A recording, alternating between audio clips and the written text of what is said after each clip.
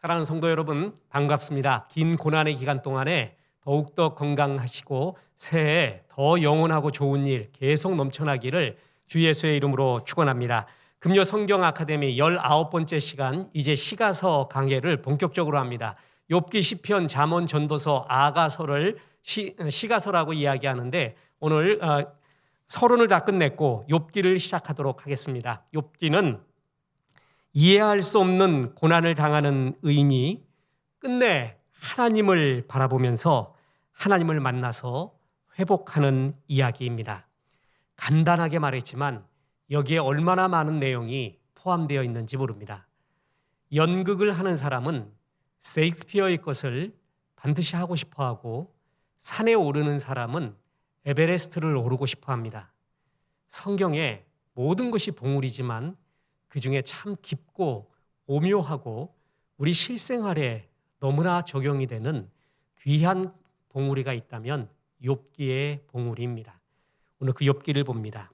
욥은 이해할 수 없는 고난을 당하는 의인, 그리고 끝내 하나님을 바라보고 하나님을 만나 회복되는 이야기가 적혀 있습니다. 개요를 보겠습니다.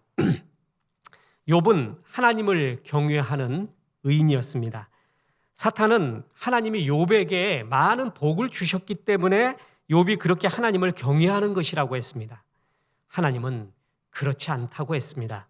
그러면서 사탄에게 욥을 테스트해 볼 것을 허락을 하셨습니다. 이 때문에 욥의 고난이 시작이 됩니다. 처음에 재산이 무너지고 가족들이 폐해를 입습니다. 자신의 몸 또한 견딜 수 없는 병고를 얻게 됩니다. 이 고난을 당하는 욥에게 엘리바스, 빌다, 소발이라는 세 친구가 나타나서 욥의 고난의 이유를 해석하기 시작합니다. 즉, 죄, 숨겨놓은 죄, 자녀들의 죄, 알지 못하는 중에 저지른 죄 등 모든 고난은 죄 때문이라고 회개하라고 이야기합니다. 욥은 그렇지 않다고 했습니다. 그대들의 해석이 옳지 않다고 하며 끝내 하나님을 쳐다보고 하나님, 중재자, 올바른 중재자가 필요합니다. 아니, 하나님 직접 뵙고 싶습니다 하면서 하나님을 간절히 기대하고 기원하고 있습니다. 시간이 흐르고 고난은 깊어지고 수수께끼 같은 신비의 인물 엘리후가 나타납니다. 그 후에 마침내 고난 속에서 끝까지 하나님을 바라보고 기다린 욥에게 하나님이 나타나십니다. 그리고 욥을 회복시켜 주십니다. 이것이 욥기의 전체의 이야기입니다. 욥기에 중요한 구절이 있습니다. 중요한 신학적 사상이 있고 신앙적 지침이 있습니다. 첫째, 의인도 이해할 수 없는 고난을 당할 수 있다라는 것입니다. 자, 보세요. 욥기 1장 1절에 보면 우스 땅에 욥이라 불리는 사람이 있었는데 그 사람은 온전하고 정직하여 하나님을 경외하며 악에서 떠난 자더라. 욥에 대한 설명이 나오죠. 그는 온전하고 정직하여 하나님을 경외하고 악에서 떠난 의인이라는 것입니다. 그런데 이 욥이 고난을 당하게 됩니다. 우리는 고난에서 제일 어려운 것은 인과율로 설명이 안 되는 고난을 당할 때입니다. 이유가 분명해요. 나의 죄 때문이에요. 무슨 잘못 때문이에요. 본인도 느끼고 이웃도 느끼는 그런 인과율 때문에 고난을 당한다면 고난의 이유를 분명히 알게 되는 것입니다. 그래서 회개하고 돌이키면 이 고난이 없어질 것이라는 확신이 듭니다. 그죠? 예를 들어 항상 우스꽝스러운 예화지만 목사님이 그토록 주일날 예배 잘 드리라고 했건만 예배 안 드리고 도망쳤습니다. 산으로 들러 신나게 놀러 다녔습니다. 그런 소풍 가는 게 나쁜 게 아니죠. 왜 예배 드리는 시간 그러냐 말이에요. 그랬더니 내려오는 중에 발이 삐어버렸습니다. 넘어졌어요. 해석하기가 참 쉽습니다. 아, 주일날 이렇게 예배 신실하게 드리지 못하고 이런 일을 했더니 이렇게 발이 삐는구나 라고 본인도 그렇게 해석할 수 있고 이웃도 그렇게 해석할 수 있는 우리의 고난 중에는 대부분 이런 인과율이 뚜렷한 고난이 많이 있습니다. 신명기적으로 해석할 수 있는 고난이 많다는 것이죠. 그런데 제일 어려운 거는 이런 인과율로서 설명될 수 없는 고난이에요. 이것도 분명히 있습니다. 베드로 후서에 의하면 우리가 당하는 고난은 세 가지가 있는데, 하나는 죄로 인한 고난, 또 하나는 애매한 고난, 또 하나는 하나님의 것을 선택함으로 인한 고난, 세 가지가 있다고 했습니다. 고난은 죄 때문에만 일어나는 것이 아닙니다. 욥과 같은 의인, 이런 사람도 고난을 당할 수 있다. 저 사람은 저런 고난을 안 당했으면 좋겠는데, 아니 안 당해야 하는데 어떻게 저런 고난이 오는가? 목사가 그걸 볼 때 제일 힘듭니다. 더 힘든 사람이 있어요? 그 고난을 당하는 본인입니다. 얼마나 해석할 수 없고 괴롭겠습니까? 욥이 그런 고난을 당합니다. 의인도 이해할 수 없고 해석할 수 없는 고난을 당할 수 있다는 것입니다. 두 번째 교훈이 있습니다. 고난당하는 사람에게는 따뜻한 위로와 사랑이 필요하다는 것입니다. 사람들은 자꾸 해석을 하려고 합니다. 여러분 댓글 문화 아시죠? 이 댓글 다는 사람들이나 어떤 일에 대해 해석을 해주는 사람이 자기가 하나님 자리에 올라가는 사람이 굉장히 많이 있습니다. 자기 눈이 밝아진 줄로 착각하고 있어요. 내 눈이 밝아서 모든 사리 분별을 하고 정확한 해석을 할 수 있다고 그런 교만에 빠진 사람들이 있습니다. 어려움을 당할 때, 아니 일상생활에서도 이런 사람을 만날 때 제일 힘듭니다. 그게 바로 엘리바스 빌닷 소발이라는 세 친구입니다. 고난을 당하는 욥에게 그들은 자신이 갖고 있는 꺾이지 않고 그리고 돌이키지 않고 경직되어 있는 고난관, 그거를 욥에게 계속 적용합니다. 엘리바스, 욥기 4장 7절에 생각하여 보라. 죄 없이 망한 자가 누구인가? 정직한 자의 끊어짐이 어디 있는가? 죄 없이 이렇게 고난당하는 사람 봤는가? 봐라, 당신 죄 때문에 그런 거야. 이 해석이죠. 빌닷 보세요. 욥기 8장 4절에 내 자녀들이 주께 죄를 지었으므로 주께서 그들을 그 죄에 버려두셨나니. 자녀의 죄 때문이야. 소발의 이야기를 들어보십시오. 욥기 11장 14절에서 16절입니다. 내 손에 죄악이 있거든 멀리 버리라. 불의가 내 장막에 있지 못하게 하라. 그리하면 내가 반드시 흠없는 얼굴을 들게 되고 굳게 서서 두려움이 없으리니 곧 내 환난을 잊을 것이라. 내가 기억할지라도 물이 흘러감 같을 것이며 네 죄악을 멀리해라. 회개해라. 얼굴이 회복된다. 삶이 회복된다. 엘리바스 빌닷 소발은 두 번에 걸쳐 계속 돌아가면서 이 이야기를 반복합니다. 형태만 잠깐 변했을 뿐이지 그대의 죄 때문이다. 숨겨놓은 죄, 부지 중에 일어난 죄, 자녀들의 죄. 원인 없이 망하는 자는 없다. 원인이 있다. 바로 죄 때문이다. 이렇게 계속 이야기합니다. 그랬더니 욥의 말을 들어보십시오. 욥기 16장 2절입니다. 이런 말은 내가 많이 들었나니 너희는 다 재난을 주는 위로자들이구나. 비꼬는 말이죠. 말을 비틀어 버립니다. 재난을 주는 위로자. 개역 한글에서는 번뇌케 하는 안위자. 너희들은 마치 나를 위로해 주는 것 같이 말하지만 나에게 번뇌하게 하고 재난과 고난을 더하고 있구나. 지금 그 얘기입니다. 우리는 고난당하는 사람 앞에서 일상생활에서도 욥의 세 친구와 같은 사람이 돼서는 안 됩니다. 엘리바스 빌닷 소발이 돼서 자기가 눈이 다 밝아지고 모든 것을 알고 있는 양, 다 해석할 수 있는 양, 옳고 그름. 마귀가요, 선악과를 따먹으라고 하면서 유혹을 한 게 뭐냐 하면 눈이 밝아져 선과 악을 알게 되리라. 그건 하나님만이 할 수 있거든요. 근데 내가 그걸 다 할 수 있다. 나는 그렇게 객관적 보편 타당성 있는 하늘의 눈을 가지고 있다라고 착각을 합니다. 의인은 없습니다. 전부 치우쳐 있습니다. 대한민국, 아니 지금 우리가 살고 있는, 아니 동서고금을 통하여서 완벽한 객관성을 가진 하나님의 눈을 가진 사람은 없습니다. 한 명도 없습니다. 다 치우쳐 있습니다. 이 설교를 하는 저를부터 이 설교를 듣고 있는 모든 성도들 다 치우쳐 있고 의인이 아닙니다. 하나님 자리에 있어서는 안 되는 것이죠. 특히 고난을 당하는 성도들, 사람 앞에서 위로와 사랑이 필요하지, 그에 대한 해석을 하나님과 같이 하려고 하면서 나를 위로해 주는 것이 아니라 나를 번뇌케 하는 안위자, 내 재난을 더하고 있는 사람들이구나, 이런 자세, 이런 삶을 살아서는 안 됩니다. 고난당하는 자에겐 사랑과 위로가 얼마나 필요한지 모릅니다. 그냥 전화 한 통에, 그냥 같이 울어주는 것에, 같이 곁에 있어주는 것에 해석을 안 하더라도 얼마나 그것이 위로가 되고 힘이 되는지 모릅니다. 목회 초기에 어떤 목회도 고난이 있죠. 눈물이 있고요. 기도원 가서 기도를 하는데 한 성도님이 그냥 아주 간단한 문자를 보냈어요. 목사님, 물 많이 드시고 잠도 많이 주무시고 건강하시고 목사님 위해 기도하겠습니다. 용기를 내십시오. 그 한 문장이 그렇게 눈물이 나게 하고 그렇게 마음이 좋을 수가 없어요. 해석하는 이야기, 그것은 굉장히 반감을 일으킬 수가 있습니다.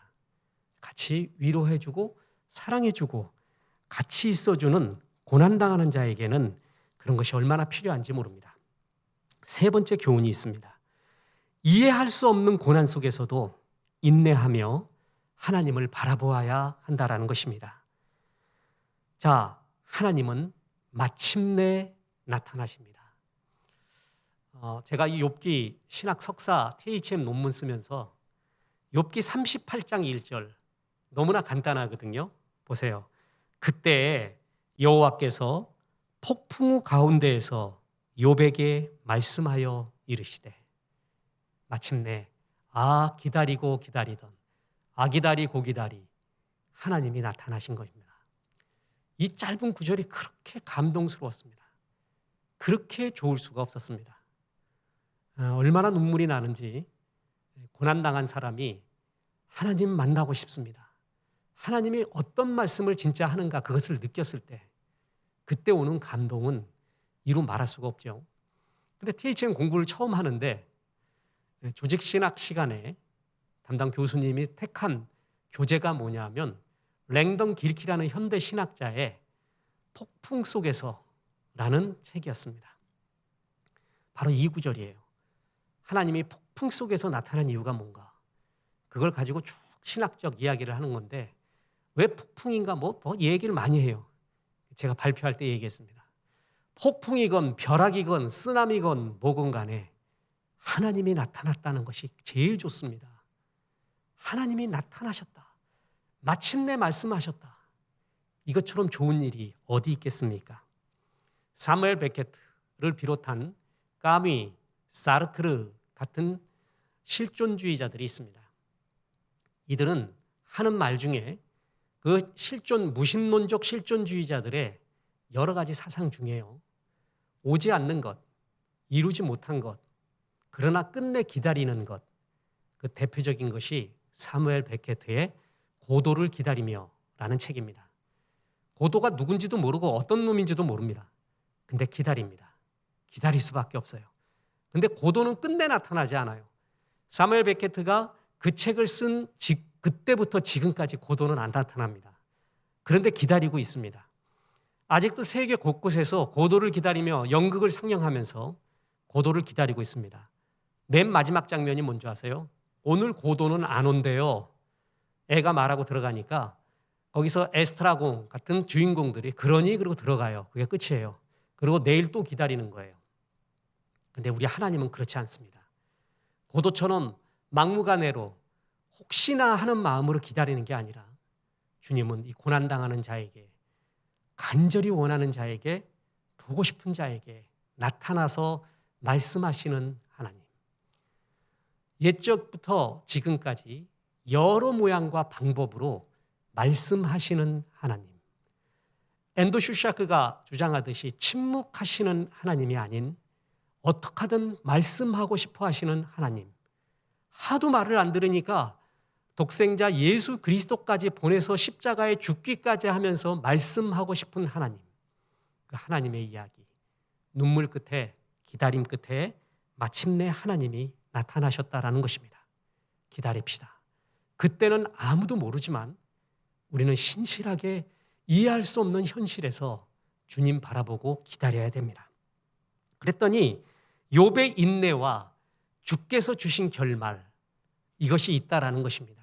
이거는 욥을 해석하는 신약 성경의 해석 중에 최고의 해석은 성경의 해석이거든요.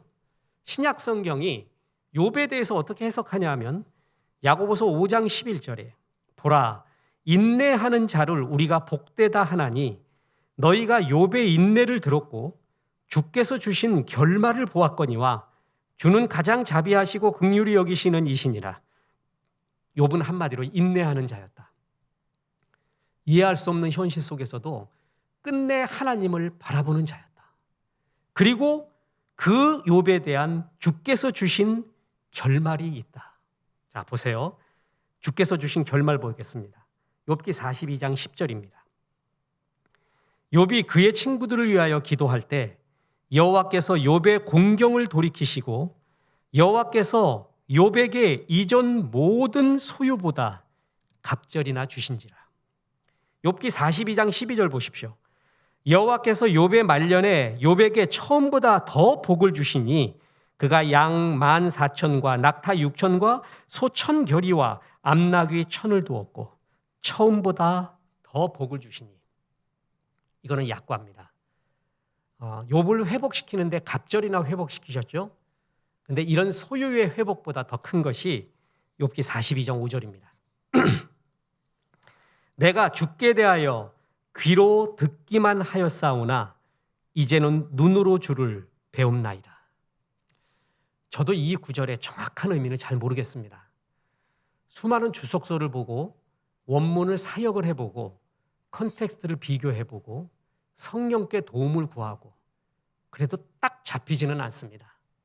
그러나 분명한 것은 저 멀리 계셨던 귀로 들었던 그 무엇, 말씀이 바깥에 있어요. 그거 흔히 성경학자들은 그걸 로고스, 객관적인 말씀이라 그러고 그 말씀이 내 안에 들어온 걸 레마, 나를 변화시키고 뒤집어버리는 그 말씀 레마. 로고스를 많이 알고 있느냐, 레마가 있느냐, 그 차이를 멋지게 설명하죠. 굉장히 멋진 해석이라고 생각을 합니다. 말씀이 내 안에 들어오잖아요. 바깥에서 보던 거하고 달라요. 정말 결정적으로 그 말씀은 나에게 잘 박힌 못이 되어 평생 어떤 경우가 일어나더라도 그 말씀이 나에게 북극성과 방향키가 됩니다. 그런 말씀이 있느냐? 그런 성경이 있느냐? 그게 내 안으로 들어온 성경이에요. 그 전에 귀로 들었는데 이제 눈으로 봅니다. 내 안에서 주님을 바라봅니다. 욥은 고난의 과정을 통해서 이걸 느낀 겁니다. 많이 배우시지 못하고 고생 많이 한 우리의 어머님 권사님들이 있습니다. 저는 그분들의 단순한 그러나 뜨거운 열정적이고 순수한 신앙을 제일 존중하고 존경합니다. 얘야, 이렇게 해라. 그런 거 있을 땐 기도해야 된다. 그런 일 하면 벌 받는다. 이렇게 해야 복 받는다 하면서 그 단순 무식한 듯한 그러나 순수한 열정으로 주께 드리는, 그들은 진짜 느낀 거예요. 살면서 많이 배운 박사까지 나온 자기 아들, 딸보다 학식은 없을지 몰라도 신앙의 지혜로 삶의 경륜으로 하나님 앞에서 배웠던 그 여러 승화된 고난의 열매로서 느껴지는 게 있어요. 그게 무서운 겁니다. 그게 제일 강한 것입니다. 전에는 귀로 들었는데 눈으로 보는 신앙, 그것이 많은 사람, 욥은 그것을 느끼게 됐다라는 것입니다. 보세요. 욥은 끝내 고난의 이유에 대해서 몰랐습니다. 이건 욥기의 수수께끼고 신비 중에 하나입니다.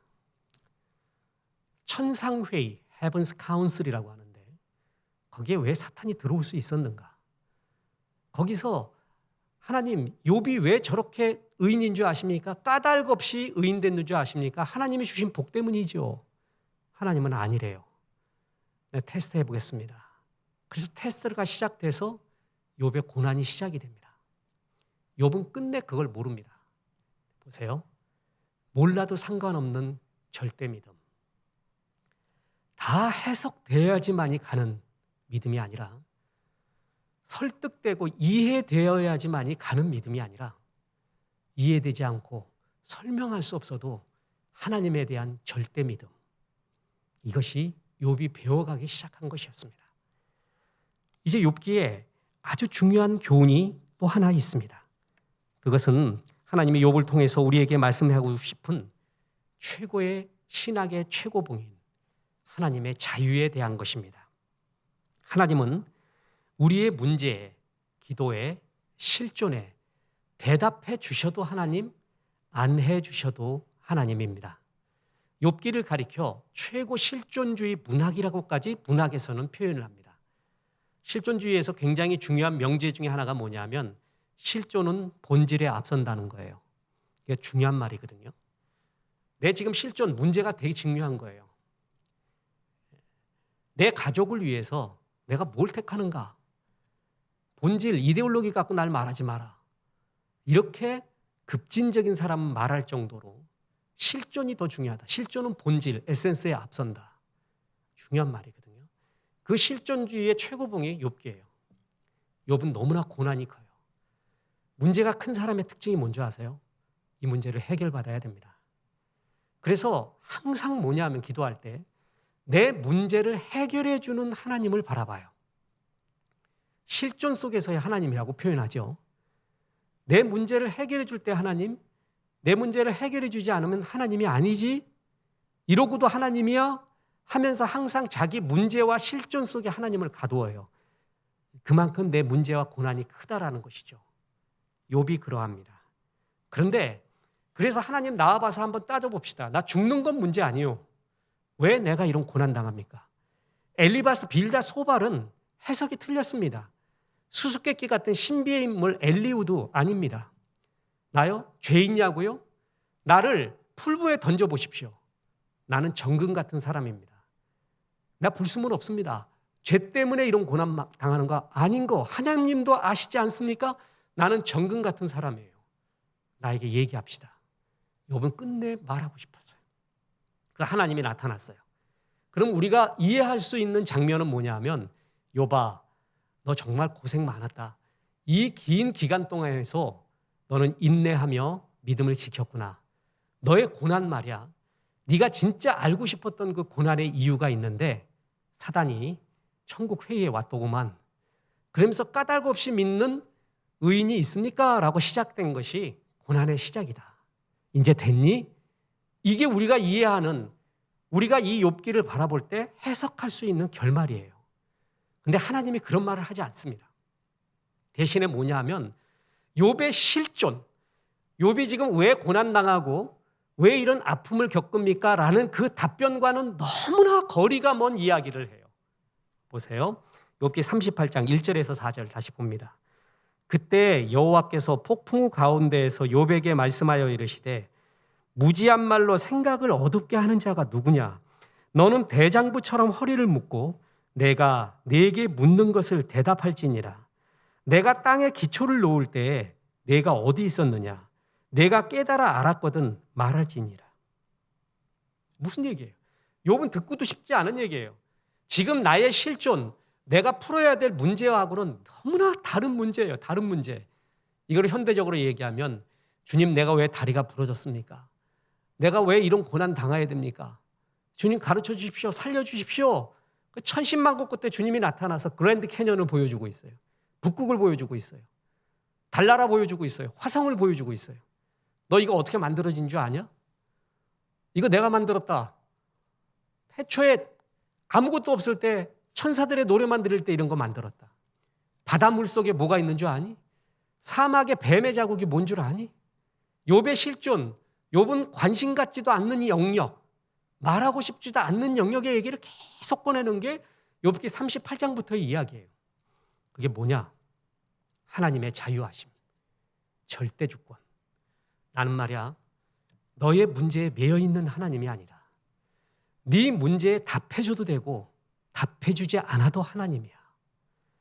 너 문제 말고 나는 이 세상 만물을 다스리고 창조하고 섭리하고 있는 네가 생각하는 실존 밖에서도 너무나 자유하고 많은 일을 하는 하나님이신 하나님이야. 하나님의 절대 자유에 대해서 선언하는 것입니다. 욥이 그것을 받아들입니다. 다시 말합니다. 내 문제에 해결해 줘도 하나님, 해결해 주지 않아도 하나님. 하나님은 이런 절대 자유자이십니다. Let God be God. 종교개혁자 이전부터 너무나 유명한 말이죠. 하나님을 하나님 되게 하라. 욥은 그것을 받아들입니다. 주님, 이 문제가 해결이 안 됐어도 나는 주님이 주님인 것을 받아들입니다. 절대 믿음. 이런 조건 때문에 믿는 믿음이 아닌 절대 믿음을 욥기에 굉장히 중요한 주제입니다. 자, 마귀가 사탄이 욥의 고난의 시작을 딴지를 걸면서 시작한 말이 굉장히 중요합니다. 욥기의 주제가 돼요. 욥기 1장 9절 10절에 보면 사탄이 여호와께 대답하여 이르되 욥이 어찌 까닭 없이 하나님을 경외하리이까? 주께서 그의 집과 그의 모든 소유물을 울타리로 두르심 때문이 아니니까? 주께서 그의 손으로 하는 바를 복되게 하사 그의 소유물이 땅에 넘치게 하였음이니이다. 그래서 욥이 하나님을 경외한 겁니다. 하나님은 아니래요. 보세요. 욥기 2장 3절. 여호와께서 사탄에게 이르시되 내가 내 종 욥을 주의하여 보았느냐? 그와 같이 온전하고 정직하여 하나님을 경외하며 악에서 떠난 자가 세상에 없느니라. 네가 나를 충동하여 까닭 없이 그를 치게 하였어도 그가 여전히 자기의 온전함을 굳게 지켰느니라. 하나님은 욥기 마지막 장까지 이 얘기를 끝내 듣고 싶어 했던 거예요. 욥에게 말이에요. 사탄이 말합니다. 욥이 왜 의인인 줄 아십니까? 하나님을 경외하는 줄 아십니까? 까닭 없이 그러지 않습니다. 하나님의 축복을 주셔서 그래요. 그 축복 다 걷어가 보세요. 바로 저주하죠. 다 걷었어요. 소유와 심지어는 가족과 자기 몸까지. 그런데 욥은 끝내 믿음을 지켜갑니다. 끝내 고통스럽게 수많은 곡선을 그리면서 탄식을 하지만 끝내 바라본 건 하나님이에요. 하나님을 기다립니다. 네가 욥을 보았느냐? 봐라. 그는 내가 준 것 때문에 나를 이렇게 믿은 게 아니었다. 하나님은 사탄한테 그 말하고 싶었고 욥에게 그 고백 듣고 싶었고 오고 가는 욥기를 읽는 모든 성도에게 이 고백을 듣고 싶은 거예요. 내가 준 것 때문에 나를 찬양하냐? 아니면 내 자체를 사랑하냐? 이 절대 믿음, 하나님의 자유, 그럼에도 불구하고 절대 믿음. 이게 욥기의 중요한 신앙적 주제입니다. 멀리 있는 것 같은데 어느덧 우리도 수많은 신앙의 경륜을 먹고 고난을 먹고 깨닫고 하나님께 하나둘씩 가까이 나가면서 욥의 고백을 우리도 하고 있지 않습니까? 저는 성도님들이, 사랑하는 우리의 양들이 어느덧 이런 고백들을 헤어나가는 걸 볼 때 참 아름답구나. 참 하나님이 이를 성숙시켜 가는구나. 그것을 느낄 때 그렇게 좋을 수가 없습니다. 하나님께 잘 붙어 있으십시오. 은혜를 먼저 받으십시오. 그것이 답입니다. 그 가운데 해석할 수 없는 수많은 일들 중에서도 하나님을 끝내 바라보십시오. 지금 어쩔 수 없잖아요. 끝내 방송으로 이 예배 드리며 성경 공부하며 주님 바라보십시오. 그래도 못 견디겠으면 법에서 우리가 규칙에서 허용되는 범위 내에서 예배당에 나와서 예배 드리면 됩니다. 기도 받으시고 그러면서 고난 어서 이기시고 욥과 같은 절대 믿음, 무엇보다 하나님이 욥을 회복시켜 주셨던 그 갑절의 회복, 그리고 욥의 귀한 깨달음, 이 모든 것이 임해서 고난 속에 승리하시고 성숙하시기를 주 예수의 이름으로 축원합니다. 기도하겠습니다. 하나님 감사합니다. 욥기의 크고 높은 봉우리, 깊고 깊은 골짜기 우리가 어찌 다 이해할 수 있겠습니까? 그러나 성령께서 종들에게 각자의 분량으로 말씀하여 주심을 믿습니다. 우리는 욥과 같이 이해할 수 없는 수많은 고난을 많이 당하고 있습니다. 그래도 믿는 것이 있습니다. 하나님 살아계시고 우리를 사랑하시고 섭리하고 계심을 믿습니다. 고난당하는 한국교회, 고난당하는 우리 성도님들 불쌍히 여겨주셔서 욥과 같은 성숙한 믿음, 절대의 믿음으로 계속 자라게 도와주시고 마침내 하나님 나타나셔서 갑절의 회복을 주시며 은혜가 충만한 성도님들 될 수 있도록 인도하여 주옵소서. 예수님의 이름으로 기도했습니다. 아멘.